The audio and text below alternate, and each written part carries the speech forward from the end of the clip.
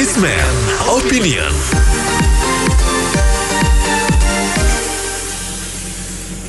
Mitra bisnis, heboh mengenai terdaftarnya beberapa situs platform judi online di Kemkominfo dan mendapat izin PSE atau penyelenggara sistem elektronik di Indonesia, seperti salah satunya Domino QQ.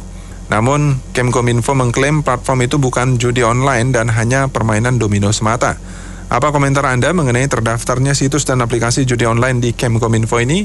Kami tunggu di 6339160, 6339160. Begini, sebenarnya itu tidak tampak dari kehidupan manusia. Judi, prostitusi, rokok yang itu di mana-mana seperti negara Timur Tengah juga ada judi. Cuma kita kadang-kadang ya kepentingan kelompok politik ya itu dilarang. Itu nggak bisa dilarang. Sebenarnya di Indonesia banyak judi gelap. Ya itu cuma ada backing-backingnya gitu aja, nggak bisa habis di dunia mah. Terima kasih. Saya pikir harus di audit atau diperiksa kali ya. Benar nggak itu ada muatan judi atau enggak? Kalau benar ada muatan judi, berarti pihak dari Kemenkominfo itu ada main mata dengan pemilik game itu gitu. Karena ya kita tahu lah ya kalau di Indonesia itu apa sih yang nggak bisa dibeli gitu. Kadang-kadang untuk hal-hal kayak gini ya ada aja gitu celah-celah yang bisa mereka manfaatin gitu. Pikir itu Pak Mas.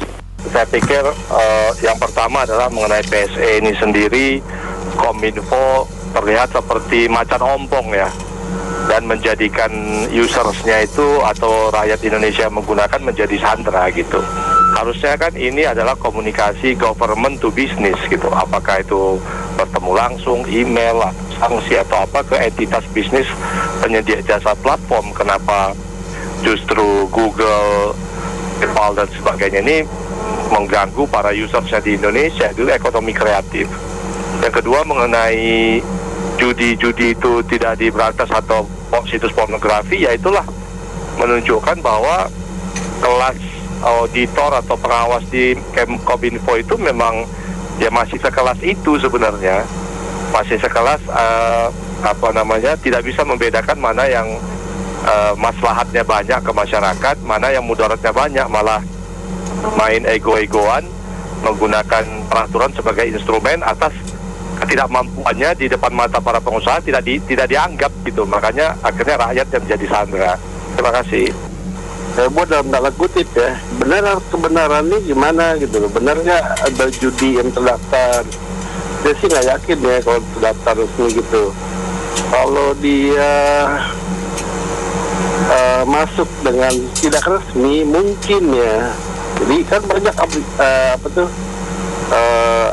yang macam-macam website macam-macam itu yang tidak ada izinnya menurut saya.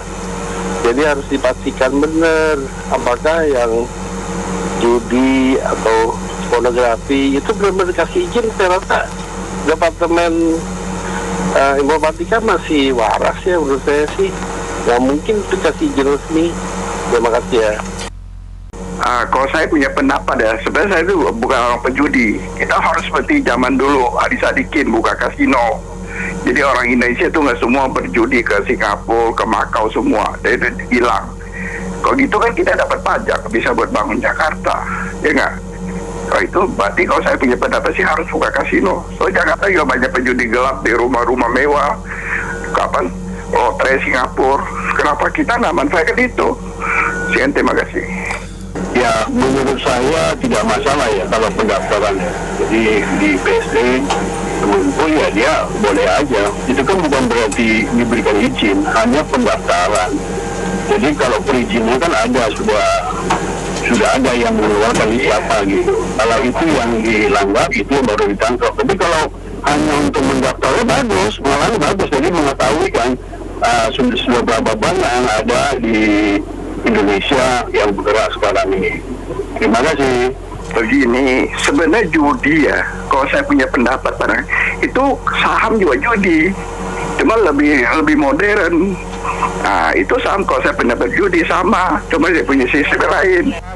Kan bukankah pengadaan pendaftaran di Menkominfo pada daftar penak lokal dan luar agar legal yang pertama dan nanti kemungkinan ada pajaknya gitu ya. Lalu kenapa judi yang sebetulnya ilegal di Indonesia di kategori haram dalam agama Islam malah justru dapat izin dan bisa buka praktek? Ini kan sebetulnya melanggar undang-undang, kenapa diizinkan? Nah, itu pertanyaan seperti itu. Jadi pengelolaan negara ini ya seperti itu kemungkinannya. Terima kasih, Assalamualaikum warahmatullahi wabarakatuh. PSE Kominfo ya memblokir 7 perusahaan game yang tidak terdaftar di web PSE Kominfo. 1. Yahoo, Steam, Dota 2, PayPal diblokir ya, memicu amarah netizen yang mayoritas gamers. Gamers tersebut kebanyakan main game Dota 2, Counter Strike, Electronic Arts Origins, Steam, dan ada juga cari cuan dengan membuat konten video di game tersebut ya di YouTube. Terus kedua, judi online. Ya, judi online kayak slot game ya. Sebenarnya pihak Kominfo harusnya dengan cepat tanggap harus blokir permanen tuh, agar tidak kecanduan untuk menang. Tidak membuat uang mereka terkuras habis. Kalau mau judi yang sebenarnya ke Macau aja sana tuh jauh-jauh. Kominfo bedakan judi dan permainan gitu. Gitu aja sih ya.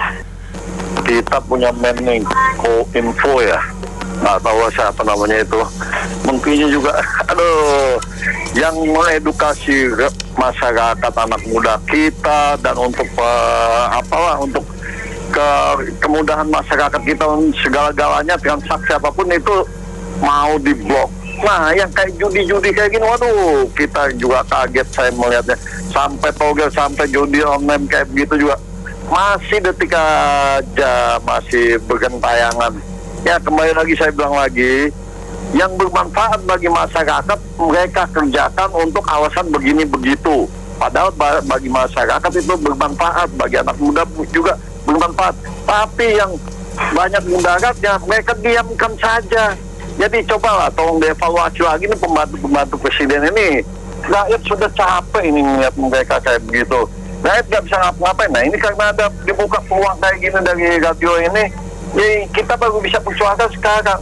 Karena rakyat berbicara itu ibarat mereka itu anjing berlalu, anjing menggonggong, kafilah berlalu. Jadi cobalah, ya kayak gitu-gitu langsung saja diblok saja tuh kayak judi-judi itu. Kasihan anak-anak kita, bukan kita yang tua ngebuka, bisa anak kecil saja bisa. Begitu saja, makasih. Assalamualaikum. Menurut saya kalau judi online diperbolehkan, ya prestasi dibolehkan juga, kasihan sama-sama nggak ada manfaatnya itu. Cukup sekian dari saya. Baik, Mitra Bisnis, terima kasih telah bergabung dalam Businessman Opinion. Saya Fahmi Andrian.